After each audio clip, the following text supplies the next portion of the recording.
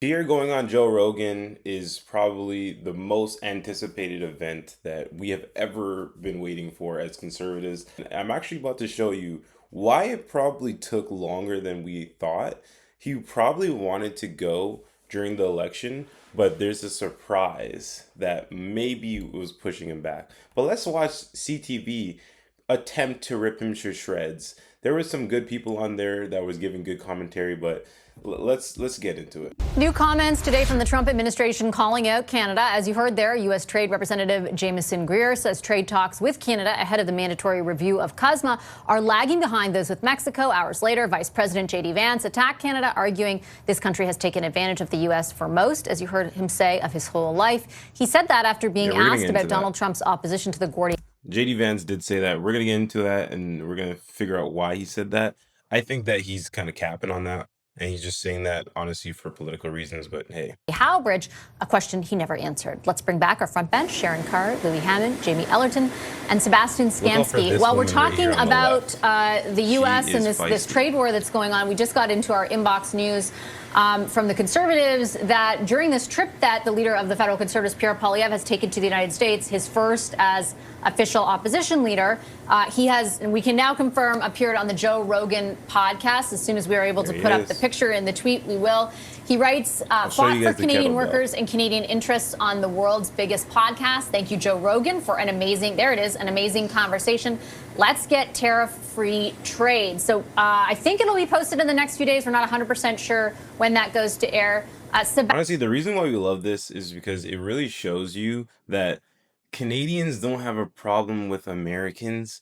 They're just a bunch of crazy Canadians that have TDS, they have Trump derangement syndrome, and they want to have a problem with Trump, and they now associate that with all of America, so it's ruining trade. But like, I think that Pierre Poilievre has obviously the right move on this. We need to get tariff-free trade. Like we are, I'm currently the result of non-tariff-free trade.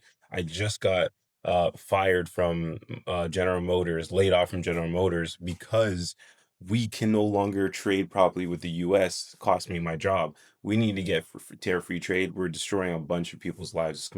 It's completely ridiculous.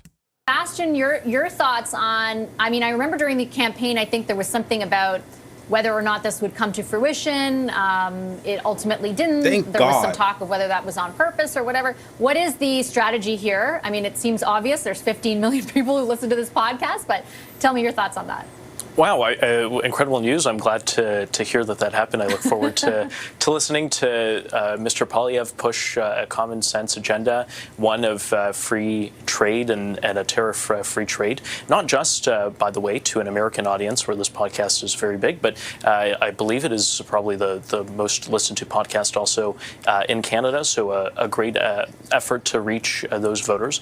I think, look, this comes on the heels of a successful trip on the part of Mr. Poilievre to the United States. I know he's still delivering or set to deliver a keynote address in New York, but we've seen him put forward and pitch a very coherent and competent plan. You know what's funny about this? Like, they haven't even released a podcast yet. The podcast with Pierre and Joe Rogan hasn't even come out yet.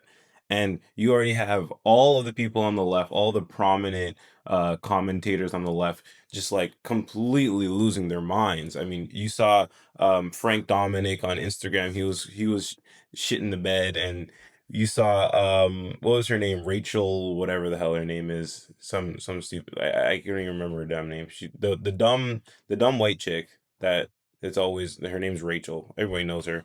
And she was crapping out. I mean, on X, everyone's just going crazy. What is wrong with you people? You haven't even seen the podcast yet. These are, like, when the left sees something that intimidates them, this is what they do, because they know. And even though what they say is completely opposite. Like Frank, he was on Instagram talking about how this isn't going to affect anything, and there's no voters on Joe Rogan. First of all, Joe Rogan, he's neither left nor right. He's a center guy.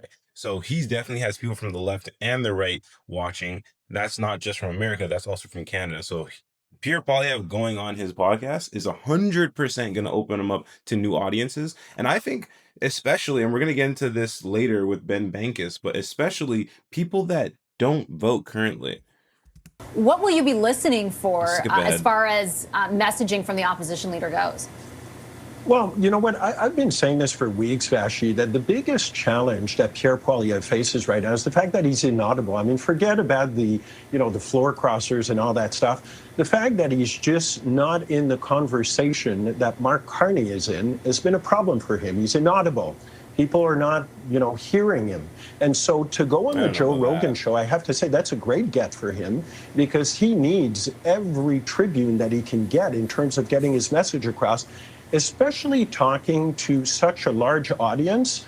Mark Carney went on Stephen Colbert, if I remember, when he kicked off his campaign last year. The fact that Pierre Poilievre is going on Joe Rogan is only logical to me. Let's get to this chick. She says something crazy. Watch this. Well, it could be high gain, high risk. Yeah. But I think, listen, if the goal here was to get him in front of the most number of people. This lady is so dumb. Watch this. Watch what she says here. To hear his message. Joe Rogan has 15.5 million followers on X. It's the most listened to podcast. But all of that being said, it is the same people that he is already that are his base. He's not expanding his circle of who he's coming to. And just to be clear, Joe Rogan isn't someone who has editorial standards. He's not a journalist. He's a podcaster and has constantly in the past been criticized for a lot of the misinformation he spreads. Oh, you mean the misinformation about how the COVID vaccine isn't stopping transmission? You mean that misinformation that was actually true? The thing about these people is they say anything that goes against their narrative is now false. So she comes, CTV News, woke journalist, and she comes and she goes, oh, well, Joe Rogan was spreading a bunch of misinformation during COVID.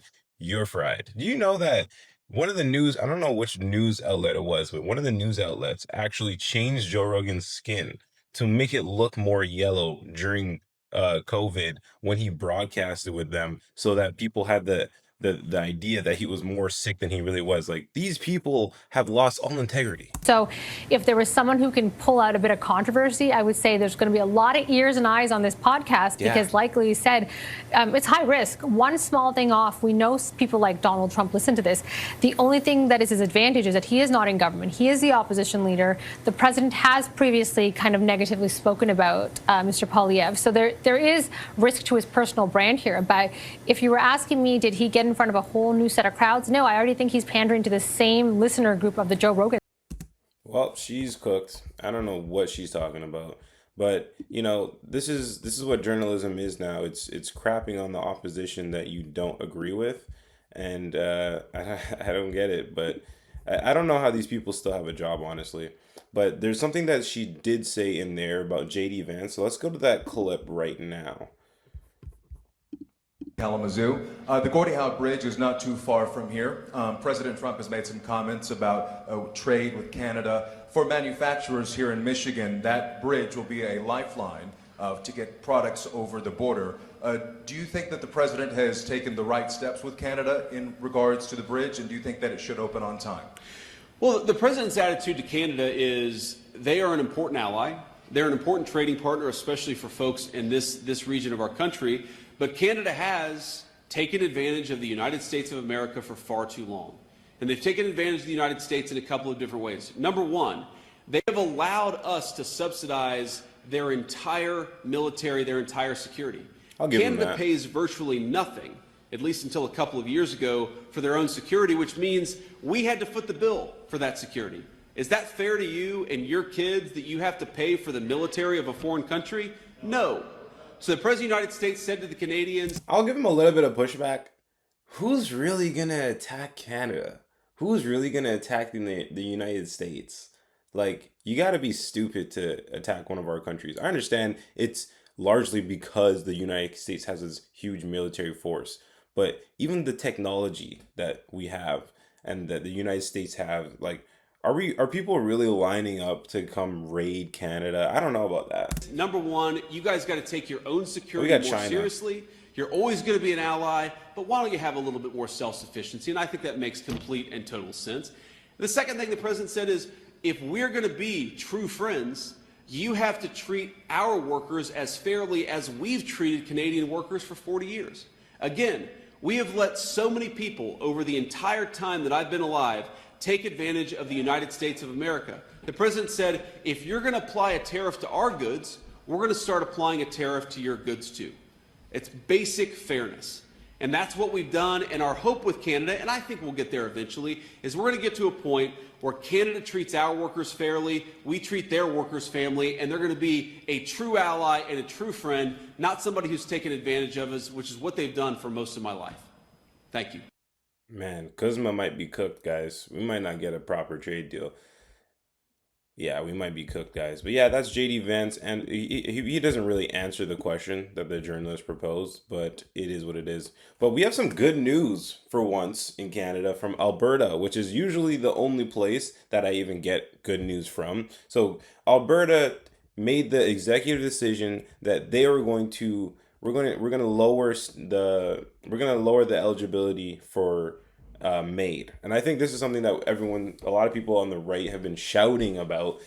I certainly have been shouting about that MAID is completely crazy. Like, where did we go from, how did we go from, okay, you have a chronic illness and you're really old and you don't have that much left of life. Maybe you'll be only alive for the next year and you're going to die anyways, to you have a mental illness and you're a 25-year-old named Keanu, and you know what? You're just depressed and you're kind of sad. Maybe you have diabetes and we're just going to off you. We're going to off perfectly healthy 25-year-olds. I'm 25. When did we get to there? So Alberta came and they said, no, you know what? We're hearing shouting from one side saying, listen, we need to slow this down. We need to evaluate this. And they just come through with this act to reduce the eligibility for MAID. And I think it's a step in the right direction. I think the rest of Canada needs to get on board. Since MAID has been legalized, I have witnessed patients being approved for MAID very quickly, without a deep dive of their suffering or without offering evidence-based medicine that could offer them solutions to live well. I've also been told by my patients that they've been offered MAID several times, repeatedly by different people, and some have felt pressured to book MAID assessments. Crazy. Like, why? First of all, when did we go from we're going to take care of people to, you know what, we're just going to get rid of them? Like, how is that treatment? How is that healthcare? I thought healthcare was supposed to be restorative, or, it keeps you on a certain path. Healthcare was never about actually taking someone's life. How can you say that taking someone's life is healthcare? It's absolutely ridiculous. These cases highlight patient safety concerns. Medical assistance in dying is a serious and sensitive subject. Alberta believes that patient safety is and must always be our first concern. And our government has been highly skeptical of federal moves to widen eligibility to those whose only medical condition is mental illness. MAID is now one of the leading causes of death in Canada. So our government is acting now before the federal government weakens the guardrails any further. We'll be introducing the Safeguards for Last Resort Termination of Life Act.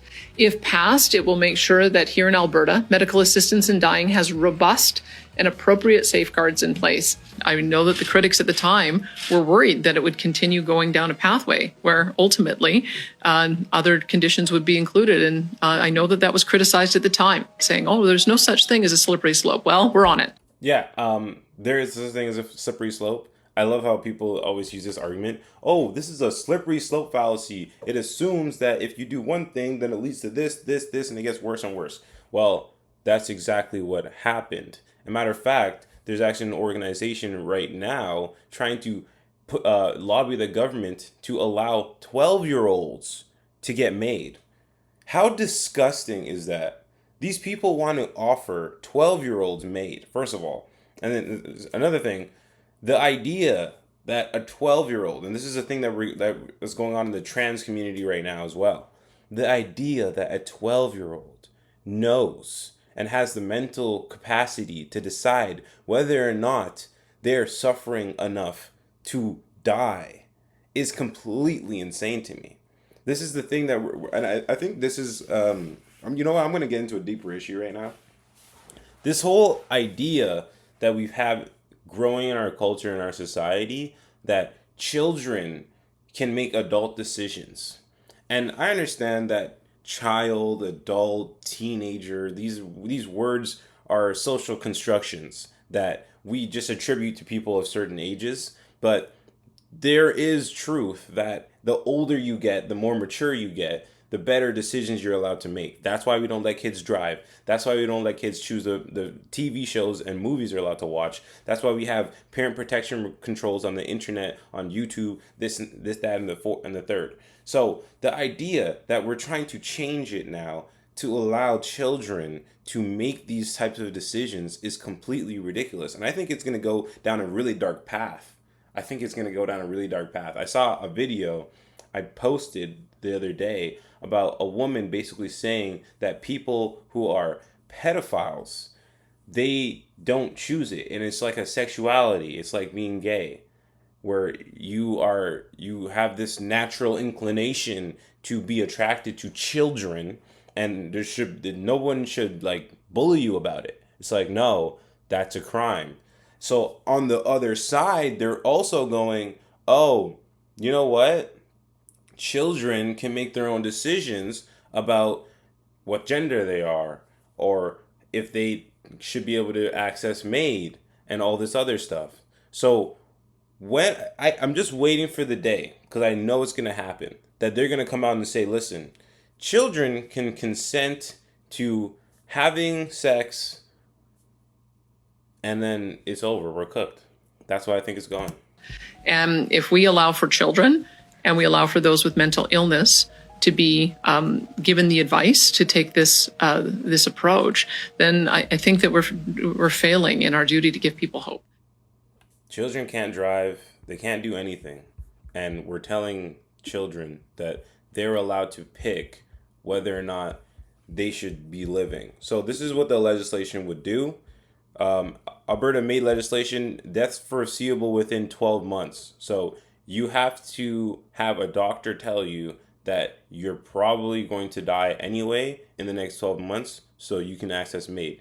Then you get banned for those whose sole condition is mental illness. We should not be killing people because they're mentally ill. We should be finding them help. We should be getting them in front of a psychologist or a psychiatrist to get them actual help, get them some counseling. Why are we going, okay, you know what? You're really depressed. You're really sad. MAID. Why? Practitioners restricted from initiating conversations. If somebody wants to get MAID, they should have to tell the doctor that's what they want. The doctor should not be prescribing MAID like it's a drug or like it's like some type of treatment. That's not a treatment. How is MAID a treatment? Tell me how MAID treats you, how it makes you better. That's what treatments are, right? And then restrictions on public information. That one, I feel like people should know about it, but putting in our faces, this is just ridiculous, right? So like I'm for all of this. The restrictions on public information, I'm kind of iffy on, but overall, I'm 100% for all of this. And I think the rest of the provinces should be able to do this, right? Like healthcare is provincial. So all the provinces can do this, but they're just not doing it. So, and the lady that you saw up there that was talking for Daniel Smith on the stage, her name's Ramona Kelho. I hope I'm saying her name right. And she wrote a book, actually, co-authored a book called Unraveling MAID in Canada. And it basically talks about all the crazy stuff that's going on. I haven't read it yet, but I've read what it's about. And it's basically talking about all the craziness going on in Canada, that like 1 in 20 people in Canada are dying from MAID. And MAID is a top 5 cause of death now. A top 5 cause of death is assisted suicide. I mean, where are we in our culture? Where are we in our country where that's the top 5 ways that we die? Like, that's completely insane. We have this story from City News, fears people choosing MAID because they can't afford to live. So now we went from, suffering, physical suffering, to mental suffering, and now financial suffering. So you can off yourself if you're just too poor. So what I see here is we're going to go to the homeless and we're going to say, hey, you have a really bad life. I got a solution for that, bro. Here's a needle, bro.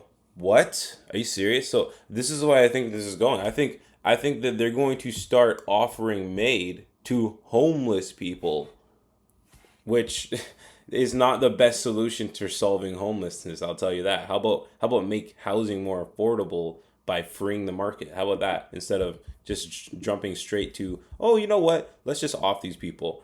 But there's actually a lot of stuff that let's go back to the Pierre Poilievre on Joe Rogan thing. So in the picture, you'll see that they're holding a kettlebell. Let me see if I can pull it up. Yeah, right here. So they're holding this kettlebell right here, and actually, Canada Proud, an account on Instagram, I'll link them down below. They put out this really good photo reel where they were showing all the things that come of the kettlebell, and I think it's really great. So look at this. So you have the UFO here. So everybody knows Joe Rogan's interested in aliens, and then we got a custom logo on the back of the UFO. It was just really sick. It has Joe Rogan's face on it and his brand logo on it, which is like, bro, this is why I was saying, like, maybe they were waiting to do the podcast until this thing was finished, because that's pretty cool. And then you have it's coated in Cherokee. I hope I'm pronouncing that right. A high performance ceramic coating used to improve durability, corrosion resistance, and wear protection on a wide range of materials. So that's pretty cool. And then you got, it was a gift to Joe from a manufacturer in Calgary called Black Box Customs. So I think maybe I don't know, maybe they were waiting for this to be finished. I don't know. And then on the handle it says, Jamie, pull it up, on the because of Joe always like requesting for Jamie to pull up stuff on the internet. And the base is a pyramid, because we all know how Joe feels about pyramids, how, he's always talking about them, how they might be been created by aliens and all this stuff. So there's a pyramid right there. I think it's pretty cool, man.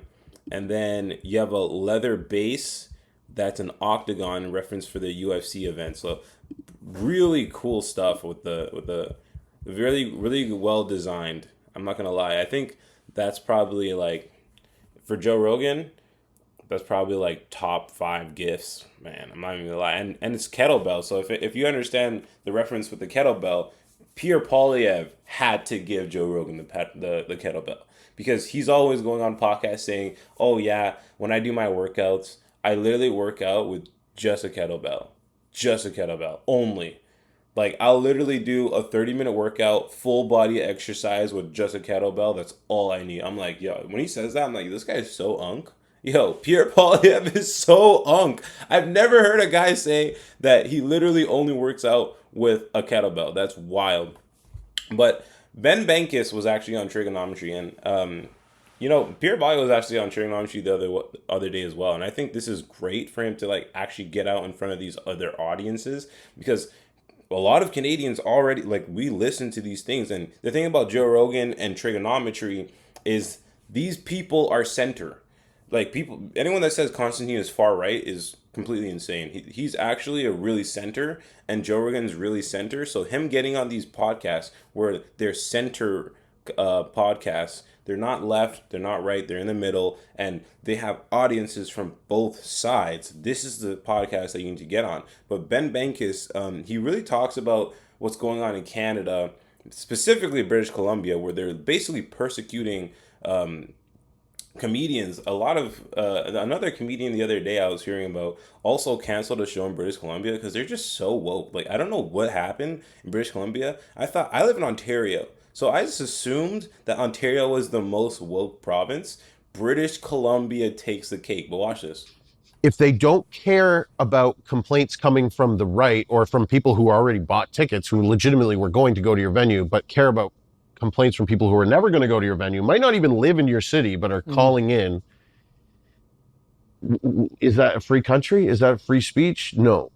And the left pushes back and goes, well, it is free speech, but it's not free of consequences. It's a sold out show. It's been on sale for 7 months. We sold it out. I did my part. the venue decides to cancel it because they're getting complaints, that is a violation of free speech. I'm sorry, in my eyes. Maybe, I don't know what, British Columbia and Canada has some really crazy laws, so I'm sure, they were suggesting, some guy was trying to get people to call the police during the show to have me arrested for hate speech. When did it become the case that nerds like these people, what Francis is about to get into, and Ben Banks' response is perfect, and it's funny, but I want you to really listen because it's so true. I'm just really offended, and we used to take the piss out of them back in the day. These people were losers, and we all used to laugh at them. Still are. Yeah, and they still are. They'd be the people at school who would grass you up to the teachers like, he said something nasty. But now it's like, oh, we listen to these people. Guess it's the payback we get for bullying the crap out of them in high school, right? We bullied them, and then we bullied them in university when they took liberal arts degrees, and we said, you're not going to have a job, you're not going to be anybody, you're going to be nobody, you're going to be working at McDonald's. We used to do that at my alma mater, Queen's University in Kingston, Ontario. The frosh week, the first week, like freshman week, and they would, the engineers would say to the arts majors, their thing was McDonald's, McDonald's. That you're going to work at McDonald's because your degree means nothing. So those people got upset, and those people were like, maybe I'll get into politics. And then they got into politics, and then all the other people who were bullied and felt, done wrong by, voted for them and wanted to, yes, we're going to change things. We're going to get rid of the jocks and the meanies and the toxic men, and we're going to replace it with feminized men and woke women and LGBTQ plus 2IA. And, BIPOC and all this stuff. And they don't want to lead for everybody. That's the big difference, is that people who were in power before, who weren't like ultra left, did primarily, they would make speeches and say, we're trying to we're here for everybody. Even though we won, your guy lost, but we want to make sure that that we care about you and your problems. And for the most part, they did. Conservatives were in power in Canada. Homosexuality was not illegal. So what? You win some, you lose some. It's funny. It's undeniably funny. But what's also undeniable is it's absolutely true. Like, this is, like, as much as this is a joke, it's such a good representation of reality that you can't just scroll past this. What literally happened is, like, imagine, like, just Justin Trudeau, for example. He was a liberal arts degree guy. He was a drama teacher. Became the Prime Minister of Canada and took Canada on the craziest path down woke that this country has ever seen. Made weed legal, and the whole country just voted for him. This is what happens when you let these people that are the people that get bullied in high school run a country. And as much as I want to laugh at this, it's like so true that it's just kind of scary. But there's another thing he said in there too about why Pierre Poilievre lost. And I think this is the thing about comedy. There's so much truth in it. But this is what Ben Bankas says about why Pierre Poilievre lost. And it's so true. What did Pierre lose by? Like a percentage or something? Like 1 or 2%? It's so close. It's so 50-50. Right. And that's of the people that vote, which is only like 60% or 70% of the whole country. So that 30%, they're mostly not woke because woke people vote. That's why they keep winning, because they're so organized and they got their organizations and they're in their unions and sending out emails. Oh, that was another one in Sudbury, Ontario. One of my audience members told me that her teachers union, sent her an email saying not to attend my show. Crazy. So that's where they're at. But so the teachers union sent an email to the teachers in Sudbury, Ontario, saying do not attend the Ben Bankas comedy show. It's hate-filled, blah blah blah. I've done videos on that teachers union. They are so woke. It's actually insane. And this is my thing with teachers. It's not like I have a problem with teachers. but there are a lot of teachers a part of these teachers unions and these teachers organizations, and these teachers organizations are pushing certain messaging. So I just feel like if like 80% of the teachers that are in our country are a part of these organizations, and these organizations are pushing this thing, then 80% of the teachers are also prescribing to this ideology. And it's a really big problem, because teachers are actually the people that they're the people that influence the future, because they influence children, and children are the future. And this is a big problem that I see in Canada, and I see in most countries right now, is like we take our children and we put them in organizations and institutions that do not care about them the way that we care about our children. I don't have children yet, but like, you know what I mean? So it's like you're going to instill certain values in your children, but instead of that, you take them, you put them in an institution for 8 hours a day, and then they instill their values in your children. And then you get to the end of your life and you're like, I don't know my kids. And you wonder why. You don't know your kids because you send them to school for 8 hours a day. So I think this is something that we need to really look into in our cultures. Like, we need to get children into better school system, charter schools, homeschooling. I'm going to see if I can homeschool my kid. I don't know. Canada sucks. We're broke. Gas prices are $1.71 a liter. I don't know what my future is going to look like, but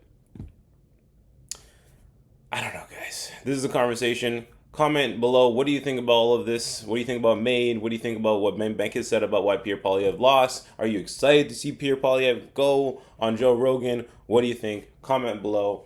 Subscribe. I'm trying to grow this channel a little bit more. I'm going to be posting more daily now. Just like covering, just news that's coming out that I see, things that are interested in, things that topics that I like, and we're going to get to the heart of the issue. I think what my thing is I want to get to the root of the issue, the cause of the issue, and get into the actual, the deeper part of what's going on in our culture and our society. Name's Joseph Bourne. If you want, you can go follow me on other platforms, Joseph Bourne or Joseph Bourne X, depending on which platform it is. And have a good rest of your day. Peace.